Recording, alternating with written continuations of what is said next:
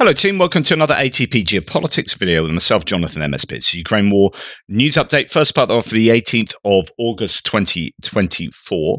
This is the last day I am on holiday. I'll be travelling back tomorrow. So that'll be, I don't even know what day it is. I have no idea. Is it Monday tomorrow? Anyway, whatever day tomorrow is, I'll be travelling back, and I don't know. I think I'll be able to do a video in the morning. I want to just keep my record going of at least one a day. It's a thing in my head now. And then I'll be back to vaguely normal Tuesday, probably Wednesday onwards, because we get back to the UK super early on Tuesday morning. It's going to be pretty chaotic. But anyway, here's to holidays. We took a big 2-week holiday because I do nothing else during the rest of the year.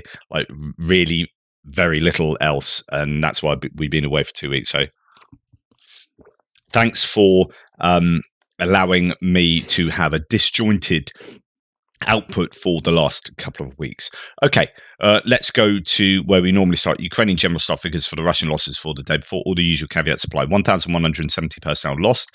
There are thereabouts 7 tanks, just a snip under the daily average. 7 troop-carrying AFVs, which is definitely lower than we have seen previously. And I think that's going to be partly to do with the Russians not attacking in Kursk. Obviously, it's the Ukrainians attacking in Kursk, and where the Russians are attacking, I don't know. I haven't kept enough up on the mapping, but I reckon Pokrovsk is where it's all happening. A few other areas, I think I've got a bit of footage from in the Marinka area, but I don't think the front lines are as manic as they have been previously.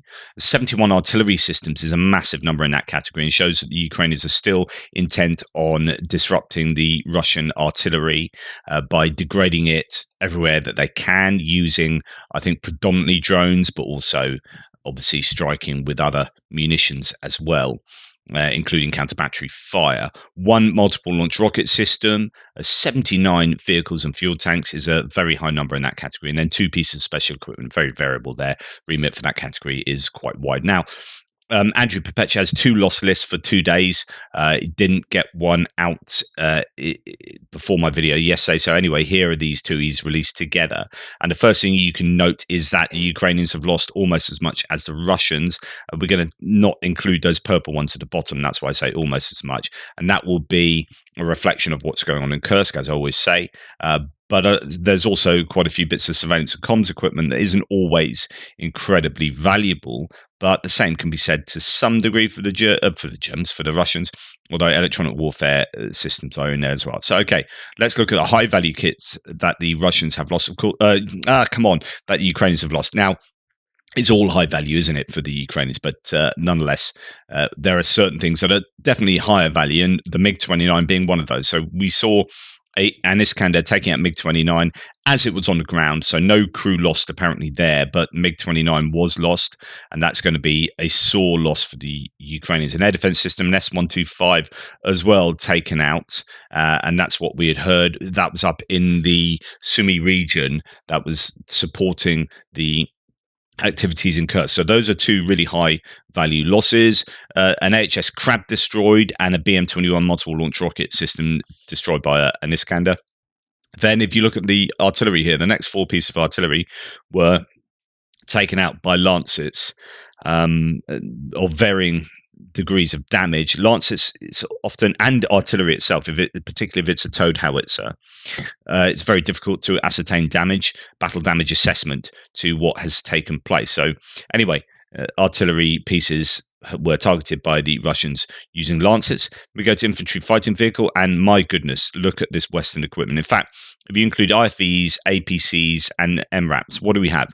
We have 5 Bradleys damaged, 1 Marder destroyed, so American and then German. We have in the APCs a Striker abandoned, M113 destroyed, Striker damaged, Patriot damaged. Okay, BTR-60 destroyed is the only Russian equipment we see in all of these combat asset losses here. MRAPs, 2 Cougar H's were captured, and a Max Pro was damaged. Fairly high levels of losses, but luckily most of them damaged across all of these combat asset pieces of equipment. So, for example, IFVs 1 out of 6 was destroyed. 2 out of 6 artillery pieces destroyed. 3 out of 5 APCs abandoned or destroyed. And then out of the MRAPs, 2 out of 3 were captured. That's a bit of a shame. Right. Okay. For the Russian equipment, we see a helicopter Ka-52 has been taken out, unknown cause. I'm confused as to how many Ka-52s have been lost in the Kursk region, and indeed fixed wing aircraft like Su-34s have been claimed to have maybe upwards of 3 Su-34s taken out in Kursk. Certainly 2, maybe one more, but the evidence is not so forthcoming on those. Air defense, Pantsir S1 hit by a Gimlers, destroyed as well. And that's various claims of a Pantsir. It might have been in Crimea, that one. I haven't looked at the source link that Andrew provides on his the sources page that's underneath. Remember, you can always check out the sources underneath his tweet there. Artillery pieces, we have a BM-21 Grad destroyed and some others destroyed. So with the artillery, we've got 4 out of 8. So that's 50% artillery destroyed. So that's a good statistic there. In terms of tank losses, 3/4 are captured or destroyed. Good stat there. But then the numbers are much lower for IFV and APC. So actually, the Ukrainians have lost more combat assets, I think, than the Russians in that day's sheet, which is actually yesterday's. A number of trucks taken out, and then ATVs destroyed. Lots of quads and golf buggies taken out, and then civilian vehicles, a lot of those destroyed as well. Loafs, Bobics, trucks, so on and so forth. Yeah, about 50, isn't it, for the Ukrainian destroyed against damaged civilian vehicles, slightly more than 50% for the Russian destroyed against damaged. But yeah, that is both sides losing some high value equipment there. Okay, and then we go on to the most recent page from Andrew Perpetua. And again, similar story of about parity. Russians losing just a little bit more than the Ukrainians. What's interesting here is the number of combat assets for the Russians is higher than the Ukrainians on this particular day. Okay, let's look at what the Ukrainians have lost in terms of high value, in terms of all their equipment. And we'll give a summary. Okay, so first of all, no planes or anything or air defense systems. So that's good. We have an electronic warfare system lost. We've got an engineering vehicle lost. A USV, a C vehicle lost. 2 machine guns. I've not seen that footage. Some artillery. So an M270 has been hit by an Iskander. There is a chance it could be a decoy. I think it's now definite that that's a decoy. So you could take that one off, and that is a high-value piece of kit. So the M270 is a multiple launch rocket system, rather like the HIMARS, but it's got tracks on it, and it's got 2 pods of 6 rather than 1 pod of 6. So it can fire 12 missiles as opposed to 6 missiles, but it's on tracks versus wheels. Different advantages for each of these. But yeah, so that was an inflatable by all accounts. Okay, 2 tanks damaged, 2 out of 5 IFVs destroyed, 2 Bradleys thrown in those 5 were damaged. A lot of Bradleys getting damaged, and I expect the forthcoming US military aid packages to include Bradleys. They are losing a number of these, although mainly damaged. But still, we had, what was it? We've just looked at, was it 5 on yesterday's one, 2 on today's, and then there are more and more of these. Every day they're losing Bradleys. Right, a captured Striker APC, that's going to hurt, and some MRAPs damage mainly there. Again, mainly Western equipment, and that's what I said. That's what you're going to be seeing as time goes on, and they either chomp through all their Soviet era equipment, or they realize that the Western equipment is what they want to be using. There's no point saying, well, we've got this crappy equipment, like we've got BMP-1, yeah, let's attack the enemy with that, or should we use a Striker or the Bradley? No, use a BMP-1 because they're crappy and old. We need to use it. Yeah, but we've got people inside them. So I don't know whether it's using up older kit and that they've cycled through that, or whether it's just a better choice to use these Western or both. Okay. When you look at the Russian equipment combat asset losses here, look at the proportion of destroyed against damage. This is almost entirely destroyed or abandoned, or indeed captured. So this is very, very, I think, significant. If you look at the Ukrainian damaged to destroyed statistics there, that is far, far preferable to what you see with the Russians. And I think this makes a meaningful difference. It's going to mean that you are going to have greater numbers of personnel losses. I think the Russians will lose more troops inside these vehicles when they're taken out, and they are losing more vehicles catastrophically as well. Okay, so artillery systems, a couple of old ones there destroyed. In tank terms, they've had another T-80 BVM captured, and then a lot of T-80 BVMs and T-72 B3s destroyed. We have BMPs, BMP2s and 3s destroyed or abandoned, and then some BMDs and BTRs destroyed as well. 100% destruction or abandoned stats for their infantry fighting vehicles, and there's 8 of them there, so that's pretty challenging. And for the APCs, that's 5 out of 7 destroyed or abandoned. MTLBs and Tiger M's, 2 damaged, a Tornado used. So yeah, pretty challenging for the Russians there, and obviously the usual trucks, ATVs, and civilian vehicles at the bottom as well. So I would say that's a good day for the Ukrainians, or comparatively slightly better day for the Ukrainians than for the Russians. Now, in terms of prisoners, there are still many more prisoners being captured, while Kadyrov says Anton Gerashchenko is bragging about the Tesla Cybertruck, and Alaudanov is telling combat tales about the heroism of special forces. So Apti Alaudanov, the guy in charge of the Chechen Kadyrovites, has said that they have everywhere they're active along the front lines in Kursk, they have stabilized the front lines for the Russians, and that appears to be just a bit of bravado, because we are seeing a number of the Kadyrovites being captured. Here's a video of that. So, as Gerashchenko says, while Alaudanov is telling tall tales about heroism of special forces, Kadyrovites are filling the exchange fund. Another video captured Kadyrovites in Russia's Kursk region, has appeared online. And we have, what else do we have for you? There's a video here. This is the one I was talking about. So this is John Ridge originally reporting, acclaimed Russian Iskander-M strike against a Ukrainian M270 MLRS in Sumy was presumably targeted while supporting Ukrainian operations in Kursk. This is potentially the first observed M270 loss, excluding prior Russian claims based on potato UAV feeds. But then it goes on, and he later admits that it appears to have been a decoy. Jimmy Rushton here says the M270 MLRS that the Russian military Skerkowitz destroyed yesterday has now been confirmed to have been an inflatable decoy. And lots of people going back. So War Vehicle Tracker also going back on their original claim that it was destroyed. And there is evidence now, I think conclusive evidence it was an inflatable decoy. So good news for Ukrainians that their decoys are being useful. And then here there's just another example of larger, or not as large as they once were, large mechanized attacks taking place. I'm never quite sure of some of these videos, because you can't quite, I'm trying to not geolocate, but trying to make sure that each cut of the video is the same thing that's happening, because you have different multiple drones in the air, and you're taking feeds from these different drones and at different times of this attack, and someone's cut and edited it, just trying to make I don't know 100% whether this is all the same attack, and then it goes to looking at infantry operating as well.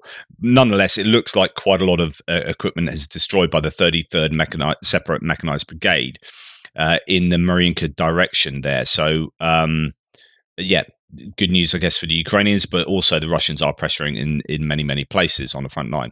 Okay, moving on to distant strikes here. Ukraine's air defense shot down 2 North Korean KN-22 ballistic missiles. That is a challenge. And 3 other cruise missiles overnight.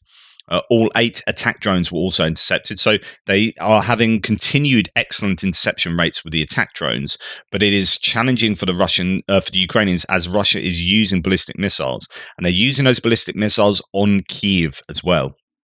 So as No Report says, they shot down 2 out of 2 KN-23 ballistic missiles. So that's good news. 0 out of 1 at Iskander-M ballistic missiles, 0 out of 2 Kh-59 cruise missiles, 3 out of 3 unspecified cruise missiles, and we come on to that, and 8 out of 10 Shahed drones. The rest of the missiles that were not included in the down statistics did not reach their desired target. So there are other missiles that were used, that were sent, but they just didn't get to their target. Previously, there were no casualties. Okay.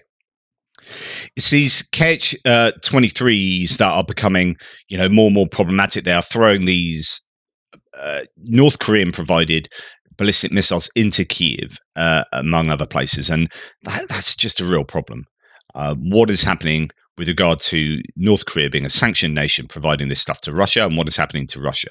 Now, one of the things that appears to have happened last night is a Mi-24 helicopter was successfully shooting down enemy aerial targets. I don't know what it did shoot down, but it's effectively functioning as an air defense system, the Mi-24. This is what we have seen from, well, we've seen from Yak 52, old propeller plane. We've seen it from, well, supposedly what the F-16s are going to be used primarily as air defense initially to shoot down cruise and possibly ballistic missiles. I don't know about ballistic missiles, but certainly cruise missiles.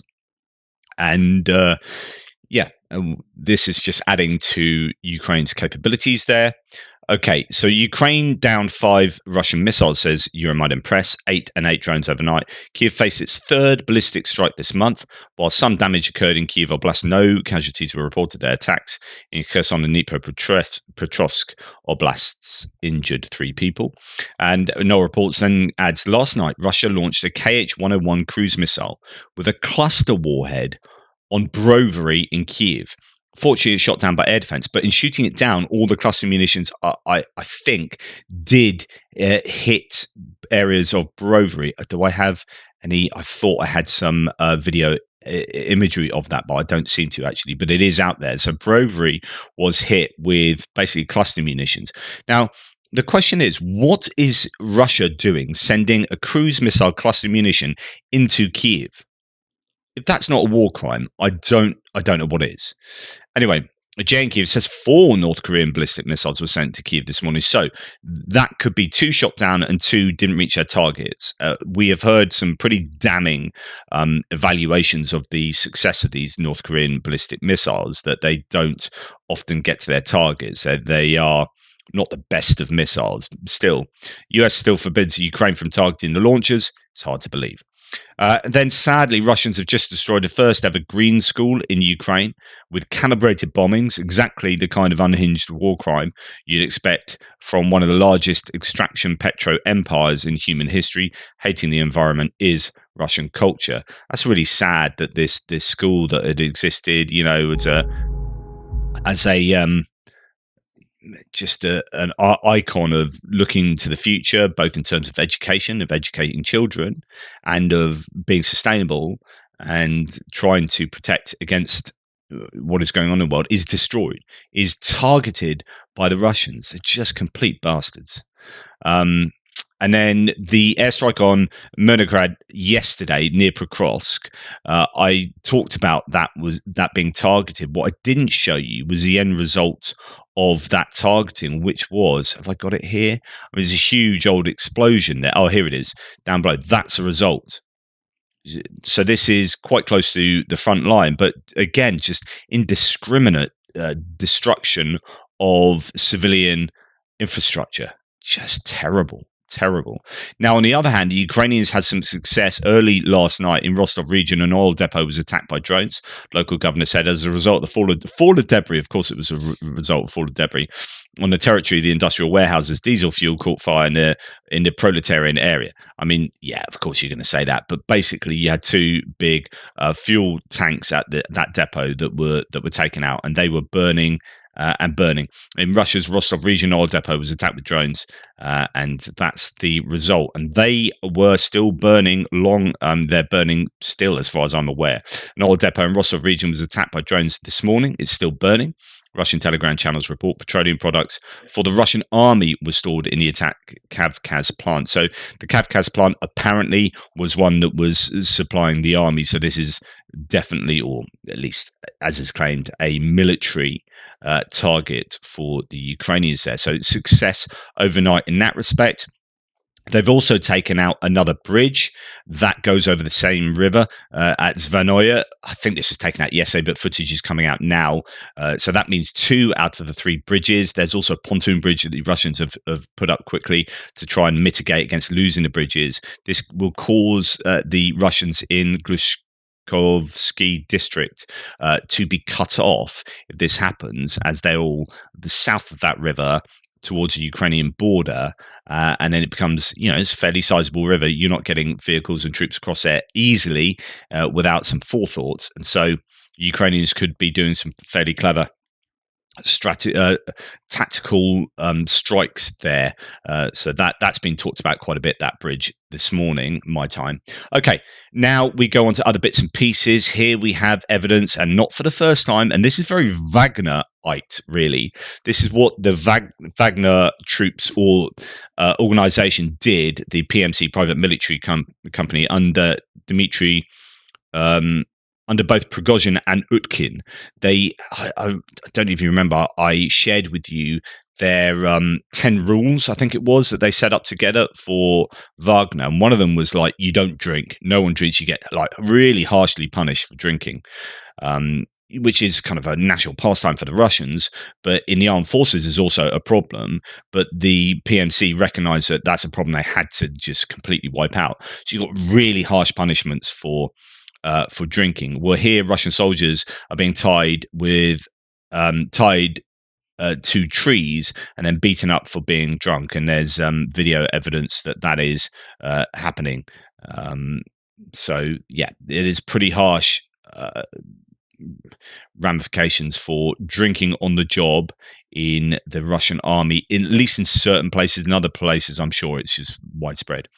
Right, a Russian woman says she doesn't know what's going on in Russia's Kursk region, but she's sure America is to blame, which I think is very interesting because the US didn't know about the attack and apparently are not supplying too much intel, if any. Well, they deny supplying intel to the Ukrainians at the moment. So there's clearly a very big difference, or arguably, because you could deny that the Americans didn't know anything about it. You could deny that they're not supplying intel. But assuming that's correct, then there's a very big difference between reality and perception, particularly with the Russians. Of course, the US, and if it's not the US, it's the British, are involved in everything that goes bad for the Russians. So she's like, yeah, I don't really know what's going on there, but it's definitely the US. Oh, really informed opinion then. So on the one hand, you don't know what's going on there, but on the other hand, you do know what's going on there. Interesting. Okay. Now, with regard to Kursk and what is happening in Kursk, I talked to you the other day about how there was possibly a bit of perfidy. Some Ukrainian troops went into a village in Russian uniform and then put on armbands and then said, right, we're in control. So they weren't actually fighting in foreign military uniform. Now, other claims from Russians that they were finding Russian military uniform in the woods, and I was putting two and two together and making five. Although I think, yes, the Ukrainians might well have taken control of a village using a uniform that was Russian. The idea that uniform found in the woods was for the Ukrainians to put on and do that was kind of ridiculous. They wouldn't go and hide uniforms out of the woods and then go out to, they'd take it with them. So it makes no sense. So someone in the threads, or a few in the threads, is far more likely that Russian uniform found was from fleeing Russian soldiers who are then getting into civilian kit to try and pretend not to be soldiers, to not be caught and to get away with the evacuation of these towns and villages. Well, that's indeed what has happened. It appears from evidence of mopping up operations that, as PS01 says, reveal many Russian conscripts tried to change into civilian clothing to escape capture. The Russians are just cowards, he says. And there is lots of evidence of people there's some evidence, of Ukrainians sweeping villages here and finding Russian soldiers in civilian clothing. So that's what that video shows. And then just a few other things that I think are quite indicative here. Igor Sushko shared, or quite a lot of people have shared this video. Kursk liberation, Russians left behind their dogs on chains. I think this is a Georgian soldier here. Note the intact house. Ukrainian soldiers are now feeding and caring for these dogs. So first of all, the Ukrainians are not destroying every village and town they come across. Yeah, they are destroying military targets within those places, but they're not destroying everything like the Russians do. You look at Bakhmut, you look at Mariinka, you look at Novomykhailivka, you look at every place that the Russians have come across, they flatten and they destroy. That's their form of liberation. Ukrainians here are going around feeding dogs that have been left behind as civilians have evacuated, and they've left their dogs chained up to trees or the infrastructure there. And the Ukrainian soldiers that are walking around these villages are now feeding the dogs. Not only that, it gets worse than that. So there's evidence that they're leaving human beings who are completely unable to move. Here is, oh, this poor woman, look at her. Russians abandoned their elderly during the evacuation from Kursk region. Ukrainians found a paralyzed grandmother and helped her. Like, oh, goodness me. Yeah, so I think these are fairly reflective of a malaise, of a kind of civic malaise in these Russian communities in Kursk. Right. Okay. Ukrainian digital bank. I talked about this yesterday. Monobank is fighting off massive DDoS attacks for a third day. Now, DDoS attacks are when you overwhelm a website with so many hits that so you're not like destroying the infrastructure, you're not changing the code or anything. You just overwhelm it with so many hits that it just can't function and basically breaks down. And this is what they're doing to the Monobank, which is an online bank. Monobank co-founder Ole Horakovsky said an ongoing DDoS attack of unprecedented scale with over 5.5 billion requests has been received so far. So that's how much that Monobank is being overwhelmed. 5.5 billion requests. So it's just got so much traffic that's being automated into that website that it just falls apart. So that's going to be challenging because that's people. I'm sure people are getting paid. That's their pay being affected. That's economic and financial transactions being affected. Okay, moving on. Tim White says, while there has been a little good news from Chasiv, where Russia was pushed back from the Canal District. So I don't know about this. I'm so not up on mapping, and I feel it makes me feel uncomfortable, actually. If the Canal Micro District in Chasiv Yar has seen the Ukrainians push the Russians back there, that's massive. We're expecting Chasiv Yar to fall by the end of summer. The Ukrainians were expecting it to fall. And the Russians being forced back there when they had taken all that area and were fighting on the west of the canal. I don't know. You guys probably know more than me at the moment. If the Ukrainians managed to reverse that in Chasiv Yar, that's brilliant. So that is a little bit of good news. But the situation in Toretsk is pretty critical, pretty terrible. The Russians are fighting on the outskirts of Toretsk now, within the city limits. Russia, as it says, has now reached city limits, and evacuation is only stepping up only just now. There are claims. I saw 20,000 people still in Toretsk, or some incredible amount of people still. It could be 2,000, but anyway, like a lot of people still there. They need to get out of Dodge and quickly. According to Ukrainian military sources, heavy fighting, says Knoll reports, for Toretsk has started since this morning. Russians are using up to 8 pieces of heavy equipment to enter the city and grab a foothold, while the Kursk operation is ongoing. The situation in eastern Ukraine is still not stabilized. Like I've talked to you before, I think this is a game of military chicken, where the Russians are pushing on into Toretsk in the hope that it capitulates and they can keep doing that, and the Ukrainians are pushing up into Kursk and thinking, right, we need to keep doing this so that troops are pulled away from Toretsk, and the Russians in Toretsk are saying we need to keep doing this so that troops are pulled away from Kursk for the Ukrainians. And they're both, this is double game of chicken, going each side going into the other's territory. Who will capitulate first? Who will crumble first? My thoughts is that the Ukrainians in Kursk seem to be fairly numerous. There are various reports that actually it's quite a lot of troops, Ukrainian troops up there. Some have complained that why are you putting 6,000 troops or whatever it might be up into Kursk when you could put those troops down into Toretsk and stop, or Pokrovsk area, and stop the gains being made by the Russians. Andrew Perpetua's live stream, I've only caught the first part of that. He is saying that the losses of territory in Pokrovsk region to the Russians isn't really a result of a lack of personnel. It's actually a result of where fortifications are and a lack of getting to these big fortifications. So that's what I've been saying previously, is that the Russians, I think, are going to push on until they reach those main fortifications. So the critical situation on Pokrovsk front is just the Russians they seem to fight between villages, and then that allows them to surround and take villages. And because between the villages there are no substantial trenches and fortifications, it's quite easy for them to do that. And that looks terrible on a map, but you could argue that what is happening up in Kursk is worse than what. Well, you can very easily argue that because the amount of land that the Ukrainians are taking in Kursk far outweighs what the Russians are taking in Pokrovsk.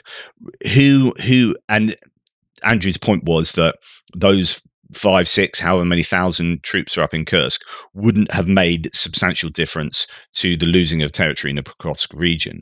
So that is, if that's true, I think that's a very significant evaluation.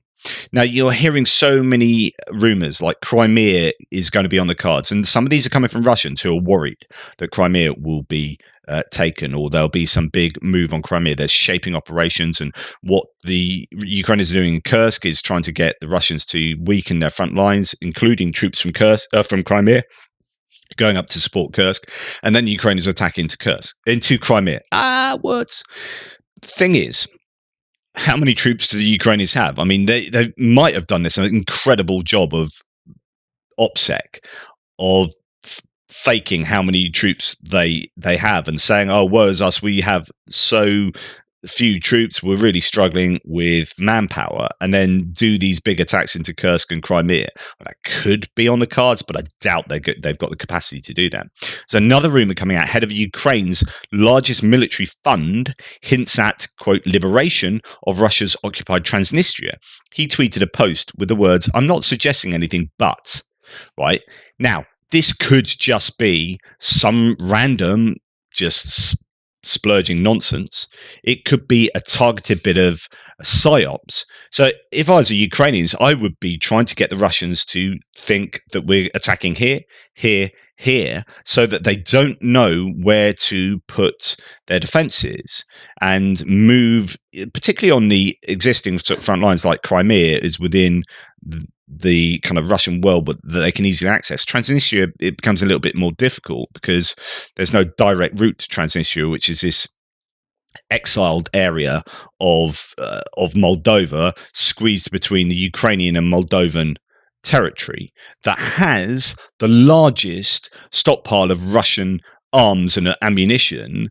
That it would be really useful if the Ukrainians were able to take Moldova. I don't know what the Transnistria. I don't know what the Moldovans would think about that. They'd probably quite like it. The people who are Western facing, that could be highly controversial, and I don't know how the EU would react to that. Although, you know, Transnistria, the Russians really shouldn't be there. So anyway, the idea that this guy, he's either a random talking nonsense, a guy that's been tasked with spreading some disinformation to try and spook out the Russians and get them to react in a way that's beneficial to the Ukrainians, or it's a genuinely justified rumor, and the Ukrainians might be building up to attack Transnistria. Who knows? Anyway, thanks for watching. Really appreciate your support. Take care. Speak soon. Toodle pips.